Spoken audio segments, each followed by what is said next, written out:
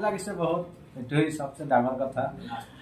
এই সৰুৰ পৰা কেনেকুৱা আছিল পঢ়া শুনা সৰুৰ পৰা ভাল এটা ক'ব নালাগে পঢ়া লেখাৰ কাৰণে ক'ব নালাগে ইয়াতে নিজে নিজে সববিলাক কৰি থাকে জানানো সব অলপ হেৰি কৰোঁ সব চেষ্টা কৰি থাকক এইবিলাক হৈ যাব অলপ গাত দিব লাগে মা দেউতা আগলৈ সপোনটো বহুত কিছু আছে এতিয়া কি হয় নহয় সব ঈশ্বৰতো পূৰণ কৰি দিব আপোনাৰ কেনেধৰণে আপোনালোকে প্ৰিপাৰেশ্যন কৰাইছিলে আৰু কেনেধৰণে আপোনালোকে হেল্প কৰিছিলে তাক আমি তো ছোট থেকেই ওকে একটু গাইডে রাখি যে পড়াশুনো করো ভালো করে পড়াশোনাতে মন দাও যে আর কি বলবো যে এই পড়াশোনার প্রতি খেয়াল করে সব সময় চলি এই এতটুকু সৰুৰ পৰা কেনেকুৱা আছিলে ভালো ভালো পড়াশোনার প্রতি সব সময় ও কেয়ারফুলি যে বলতে হয় না যে বাবু পড়তে বসো বা কিছু পরে পড়তে সব সময় এইভাবে থাকে ঠিক আছে তো মই ফার্স্টলি মই অকলৰ লৈ গনে এটা সেপাৰেট অডিটৰিয়ামত ৰাখিছিলে তাৰ পিছত প্ৰাইম মিনিষ্টাৰ নৰেন্দ্ৰ মোদী আহিলে আহি ভাল লাগিলে আৰু তাই আহি সুধিলে যে আপোনাৰ কোন ফালৰ পৰা আহিছে ভাৰতবৰ্ষৰ মই ক'লো অসমৰ পৰা আহিছো তাৰ পিছত আৰু এজন অসমৰ আছিলে তাই অলপ ইন্টাৰেষ্টিং দেখালে যে নৰ্থ ইষ্টৰ পৰাও মানুহ এতিয়া নেশ্যনেল লেভেল অলিম্পিয়াড জিতি পালে তাৰ পিছত নৰেন্দ্ৰ মোদী ছাৰৰ ক'লে যে আপুনি এই ফিল্ডতে ইন্টাৰেষ্ট কেনেকুৱা আলে আপোনাৰ প্ৰিপাৰেশ্যনছ কেনেকুৱা কৰিছিলে এনেকুৱা সুধিলে মই বহুত ভাল লাগিলে যে এজন ইমান বড় ব্যক্তি হৈ ইমান এটা অলপ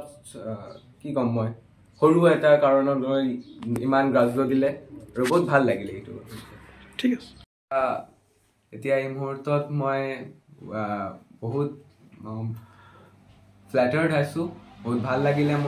মই ইমান এটা সৰু জেগাৰ পৰা ইমান এটা ডাঙৰ প্ৰতিভালৈ গৈ সক্ষম হৈছোঁ থাৰ্ড প্ৰাইজ ল'বলৈ অল ইণ্ডিয়া মেট্ৰলজিকেল অৰ্গেনাইজেশ্যন কমিটিৰ পৰা এইটো এটা নেশ্যনেল লেভেল অলিম্পিয়াড অৰ্গেনাইজ কৰা হৈছিলে তাত মই নিউ দিল্লীত গৈ নেশ্যনেল লেভেল মেথ অলিম্পিয়াডত থাৰ্ড প্ৰাইজ ল'বলৈ সক্ষম হ'লোঁ আৰু এতিয়া মই ফ্লেভাৰ ৰাষ্টেত আছোঁ আৰু বহুত ভাল লাগিলে তাৰটো কম্পেৰেটিভলি মই ক'বলৈ ষ্টেট লেভেলৰটো নেশ্যনেল লেভেলৰ পৰা ভালেই ইজি আছিলে এইটো ইমান প্ৰিপাৰেশ্যন কৰিব নালাগিলে নে compare to national level state লেভেলৰটো ধৰি লওক আপুনি চিলেবাছটো 20 to 30 টপিকছ ইনক্লুডেড আছিলে নেশ্যনেল লেভেলৰটো তাতে 100 to 120 টপিকছ আছিলে ষ্টেট লেভেলত তুমি ফাৰ্ষ্ট ৰেংক হৈছিলা হয় ষ্টেট লেভেলত অসমত মই গোটেই অসমত ফাৰ্ষ্ট ৰেংক ল'বলৈ সক্ষম হ'লোঁ এইটো অসমৰ সকলে ডিষ্ট্ৰিক্ট পাৰ্টিচিপেট কৰিলে এপ্ৰক্স অসমতে 2400 পাৰ্টিচিপেণ্টছ আছিলে আৰু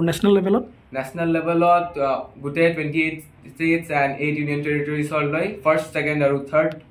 পাৰ্টিচিপেট কৰিছিলে এইটো ক্ষেত্ৰত আগতে আপোনাৰ এটা ইণ্টাৰেষ্ট লাগিব মোৰ এনেকুৱা জিঅ'গ্ৰাফিত ইণ্টাৰেষ্ট আছিলে তাৰপিছত মোৰ স্কুলৰ পৰা ক'লে যে এইটো এটা অলিম্পিয়াড হ'ব তো মোক পাৰ্টিচিপেট কৰিবলৈ তো এতিয়া এই যুগতে কম্পিউটাৰ নলেজটো বহুত আগবাঢ়িলে আছে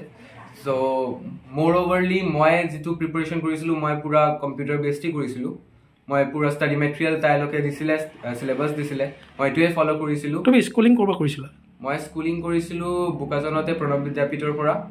এতিয়া বৰ্তমান মই দিল্লী পাব্লিক স্কুল ডিমাপুৰতে আছোঁ এতিয়া মই ষ্টাডিং ৰিলেটেড তো মই ক'ম যে মাৰে বেছি ধ্যান আছে দেউতাৰ আছে এইটো নক'ব মা বেছি ঠিক আছে